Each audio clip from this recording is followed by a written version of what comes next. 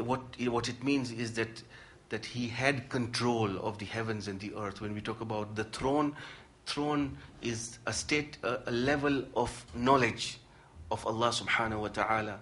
Right? So we don't talk about throne being a physical throne. And then Allah subhanahu wa ta'ala continues, you do not have besides him any guardian or intercessor. Will you not then take admonition? This is where I would like to mention. This is where our discussion is all about. يُدَبِّرُ الْأَمْرِ مِنَ السَّمَاءِ إِلَى الْأَرْضِ ثُمَّ يَعْرُجُ إِلَيْهِ فِي يَوْمٍ كَانَ مِقْدَارُهُ أَلْفَ سَنَةٍ مِمَّا تَعُدُّونَ.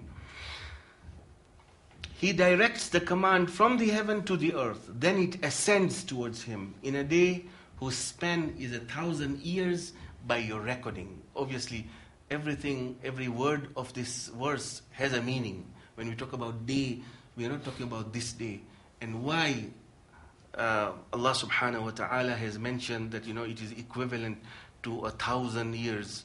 What can be done in a small span of time can be done for a long time here, maybe 50 years or 40 years you have to stay here. What can be done there can be in a moment only, because there is no special limitations. Special limitations are not there. In chapter 15, verse number 21, Allah subhanahu wa ta'ala says, there is not a thing but that its sources are with us, and we do not send it down except in a known measure.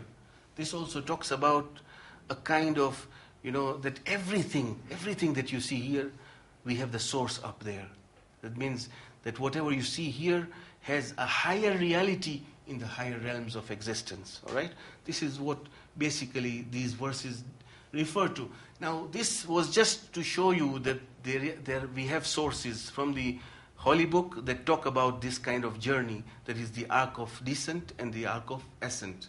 And the reason why we mention this is because Irfan is not a process of just a conceptual journey in the terrestrial realm where, you use your intellect. Obviously, the intellect has different levels of appreciation. You come to a maturity of intellect whereby you can understand discursive language, and that is, syllogistic reasoning and so on. And you can understand the different kinds of demonstration, and you come to realize, this is what the reality is. And that is why you will find that many people have written even very good books on Irfan, theoretical Irfan, so to say, as they have mentioned in their works. But in action or in practical, wayfaring, there is nothing. They don't even believe in all these things. But they have written very good books, and they have translated it well. They have understood it also.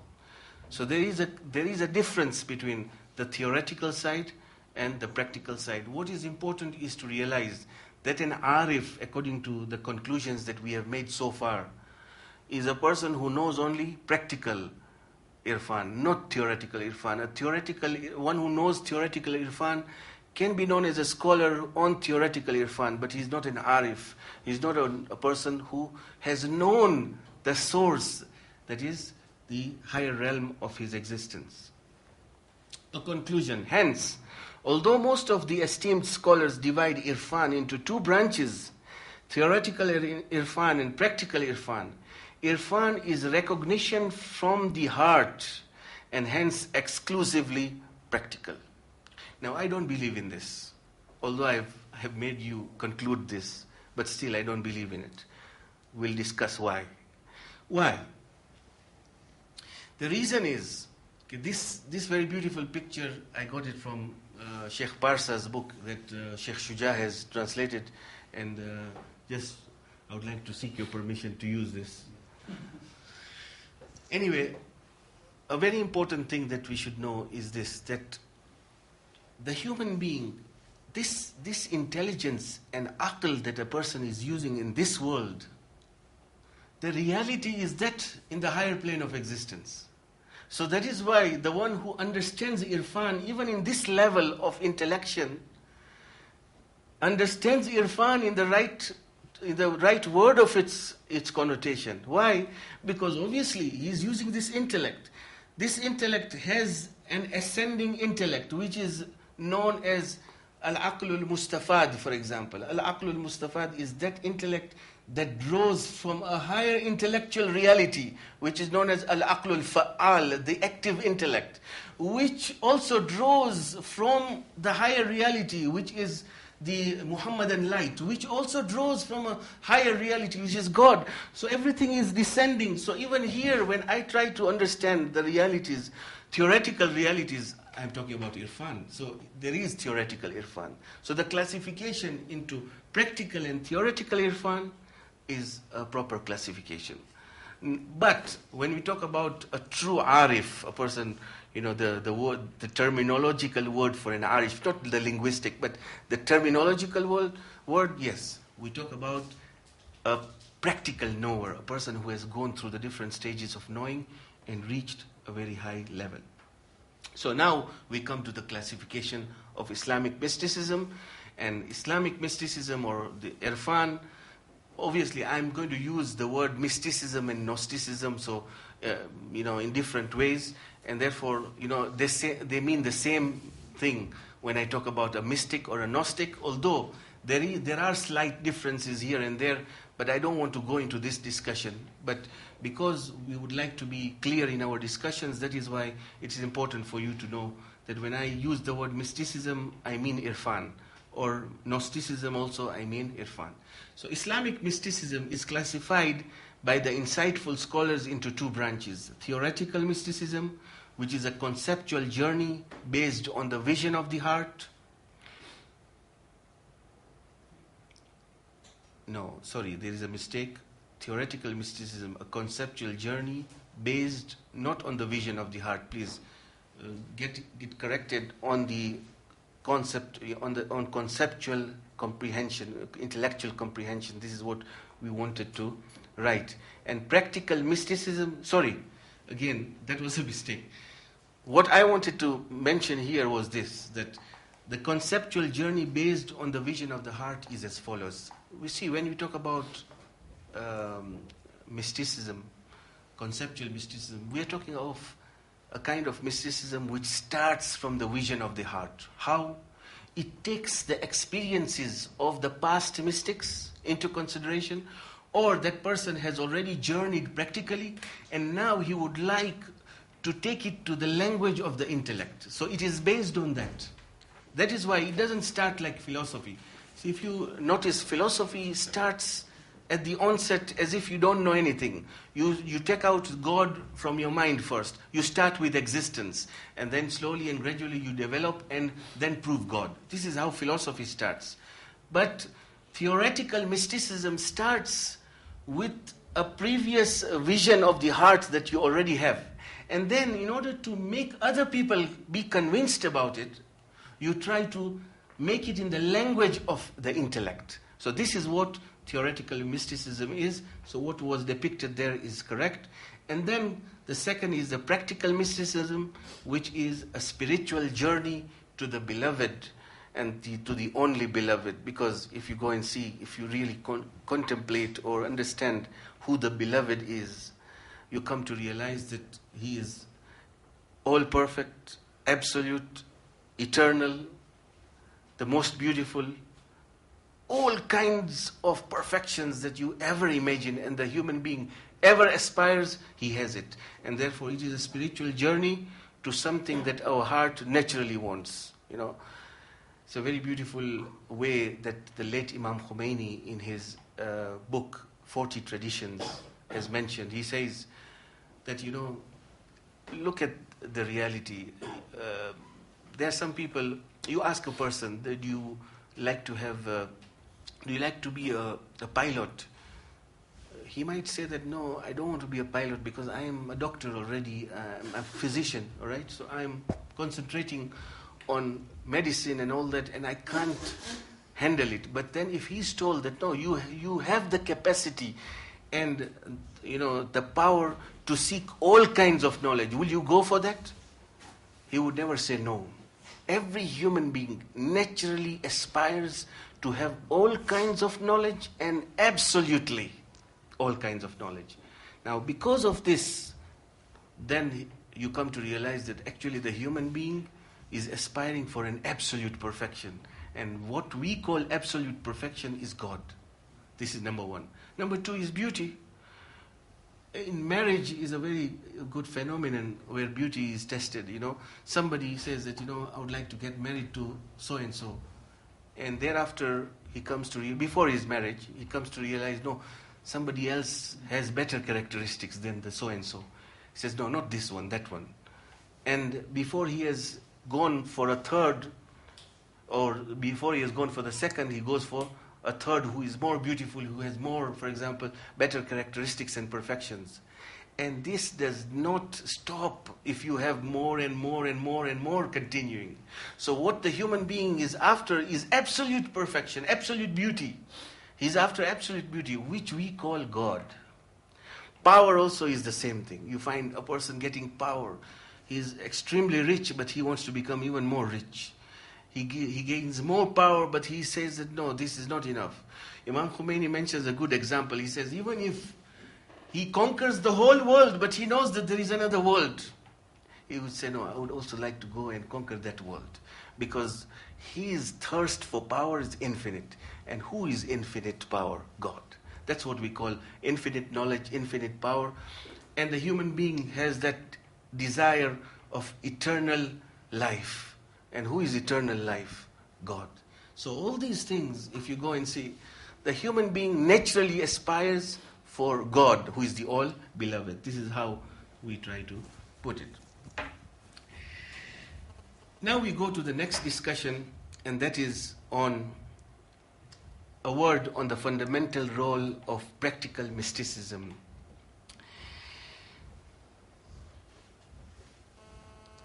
This is a statement that I've just mentioned from Imam Khomeini. He says, in a soul which is unrefined, knowledge is a dark cover. Al-ilmu huwa al-hijabul akbar. Knowledge is the greatest veil. Therefore, the vice of a corrupt alim or a corrupt knowledgeable person is greater and more dangerous for Islam than all vices. Knowledge is light, but in a black, corrupt heart, it spreads wide the skirts of darkness and blackness. A knowledge which would draw a man closer to God in a worldly soul takes him far distant from the sanctum of the Almighty. Even the science of Tawheed, this is where I would like you to pay attention. Even the science of Tawheed, that is the higher Gnostic teaching, if it is for anything other than God, it becomes a veil of darkness, for it is a preoccupation with that which is other than God. This is a very important point, worthy of contemplation. This is where we would like to know that, actually, if Irfan is being taught in the seminaries, in the religious seminaries, or if Irfan is introduced by people in this world in a safe background, it is because the person would like to make the novice or the student to reach the level of sanctity and spirituality. That is the purpose, not the theoretical knowledge. And that is why you will find that there are many people in history who had no knowledge, theoretical knowledge or intellectual knowledge, the way theoretical Irfan is propounded. But they were great saints. We have great examples. We have Mawlavi, for example, who has written a very powerful Mathnawi, which has very intricate information of what philosophy has arrived to, and what the Gnostic revelations that the Gnostics have found. But you find that he did not go through a kind of discursive and an intellectual discussion or a syllogistic reasoning of how to arrive to the truth. He believes in the concept of the unity of existence, which is one of the most essential concepts in Irfan, that God is existence, and other than God there is no existence, and that what you see other than God are manifestations. And that is why if you ponder over existence, you will see existence essentially is pre-eternal and absolute and infinite. Existence per se. You see, if obviously this comes in the discussion of philosophy, and I don't want to go into the background of how this comes to be, but then this is what the reality is, that existence per se is infinite and pre-eternal and eternal. This is what existence is. But you find that although scholars like Mawlavi and others, I just gave you one example, that is Mawlavi, Jalaluddin Rumi. This was only one example. We have other examples of saints who did not write anything on discursive knowledge or discursive discussions on irfan, but then they were great arifs and they had powerful unveilings. Here, Imam Khomeini also is trying to say that, if irfan, or that the theoretical irfan that you are learning makes you just stay in that and discuss only on those issues and not go further, then this is very dangerous. It forms a thick veil. And obviously, I have some practical examples, but I don't want to mention it here because they are very contemporary examples of how people deviated, although they had theoretical knowledge. But when there is no practical knowledge, the deviation is for sure. Obviously, deviation is for sure.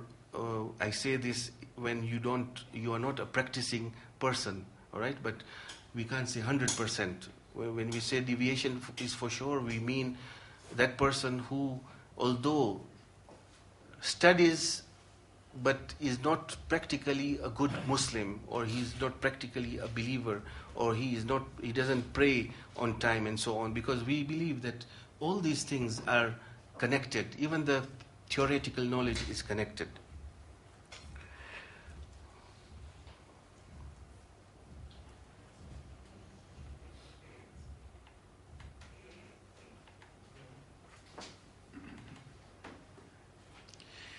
Now, I would like to just give you a very short background of works written on practical mysticism, because we are going to study Ibn Sina's work on practical mysticism.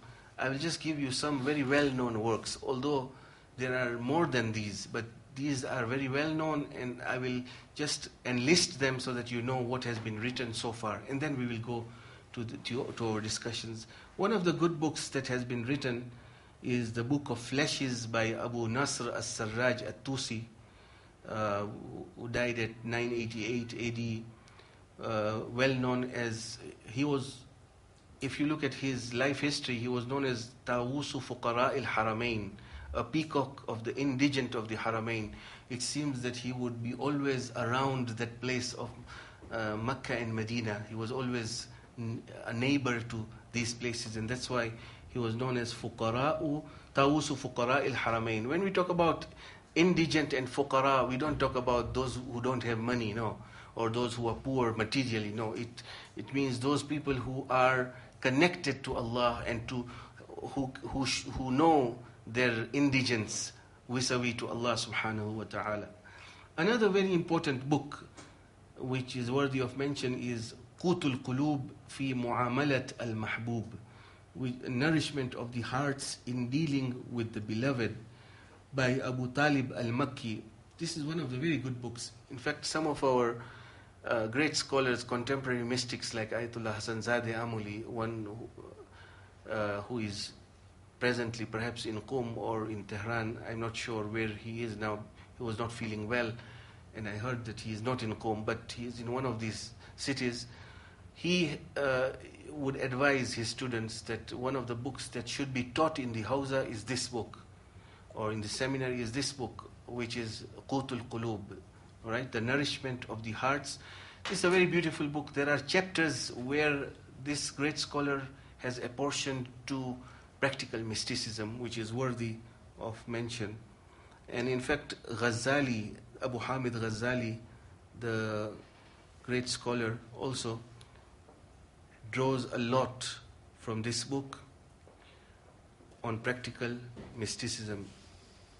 Ayatollah Hasanzadeh Amuli, in one of his writings, says that, it is high time that in the Hawza or in the seminary, Islamic seminary, the following books should be taught in the following sequence. One is Miftah al-Falah of Sheikh Bahai. The second is Uddatul Da'i of Ibn Fahd al-Hilli.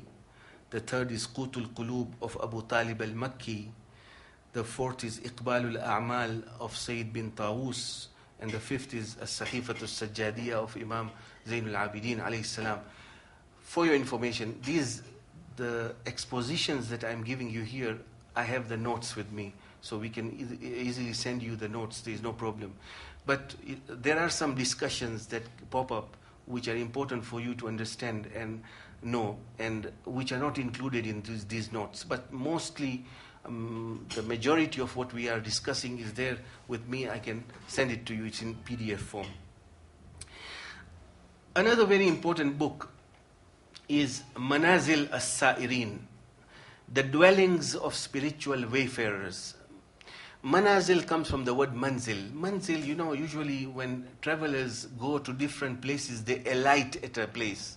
The place of alighting is known as manzil, and that's why the word dwelling is better than stations. Some people have translated it as stations. Dwellings of spiritual wayfarers. And this is by Khaja Abdullah Ansari, who is a descendant of that great Sahabi Abu Ayyub Ansari, the great companion of the Holy Prophet.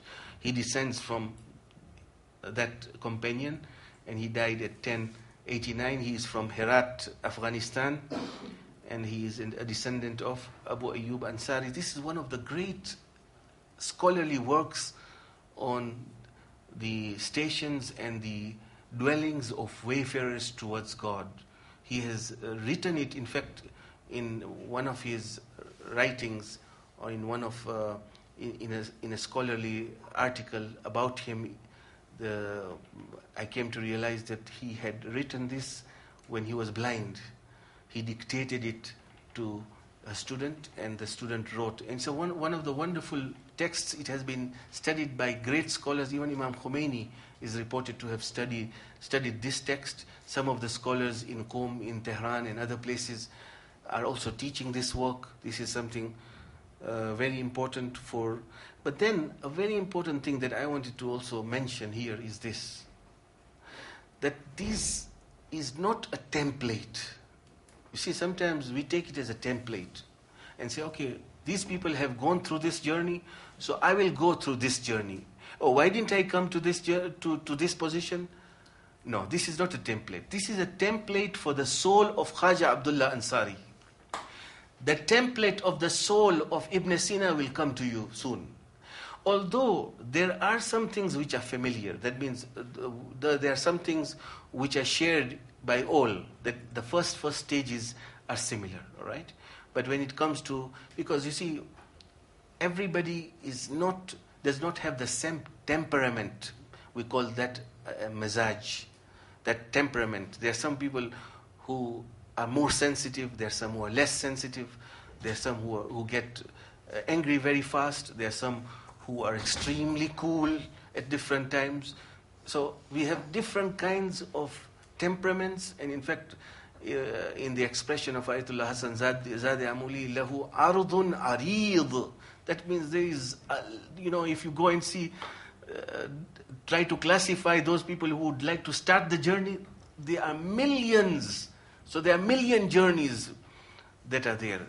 Somebody may be suffering from stinginess. So the person who is taking him to the path will say, do this. Although you are praying a lot, you are fasting a lot, you are doing everything, but you are stingy. So you have to be jawad, you have to practice in this name, to be open-handed and so on. To some people, they will be told, no, you are very open-handed, but then you are very lazy. You don't pray a lot. You have to do this adhkar. I'm just giving you examples. I'm not saying that this is 100% the way they tackle the issue, but this is how it is, that every temperament is different. And therefore, if the spiritual wayfarer would like to journey through an adept master, then that adept master will look at him and his psychology. And then he will say, okay, you have to do this, sleep at this time, sleep these many hours, do not eat at this time, don't eat, for example, this food, eat that food, don't go here, keep less friends, be in isolation more, or be outside more, do not be in isolation, and so on. So that's why it's very important to know that this is not a template. It is just their journey. It's as if I go to Mecca and Medina and I write my journey. I went to Mecca at this time, this is what I experienced, and in Medina, this is what happened, and so on. That doesn't mean that I, who is looking at his safar and his journey, should go the same way, get the same first class that he got, for example, or whatever kind of ticket that he got, and go through the same airline and go to the same place. No, it's not necessary. I have my limitations. Similar is with the case of the spiritual journey. The fourth work, which is also worthy of consideration, is At-Ta'iyya al-Kubra. At-Ta'iyya al-Kubra is the greater poem rhyming with T. At the end, it ends with Ta. All right. This Ta'iyya al-Kubra is written by Umar bin Ali bin al-Farid al-Misri. He was a mystic who was in Egypt, and he is one of the very great Sufi poets. When I was looking at his life history, those who have written the life history of different saints have said that when he was reciting this poem, he would go into a swoon for 10 days or 9 days continuously, without eating, without nothing. And then when he would come back to his state of,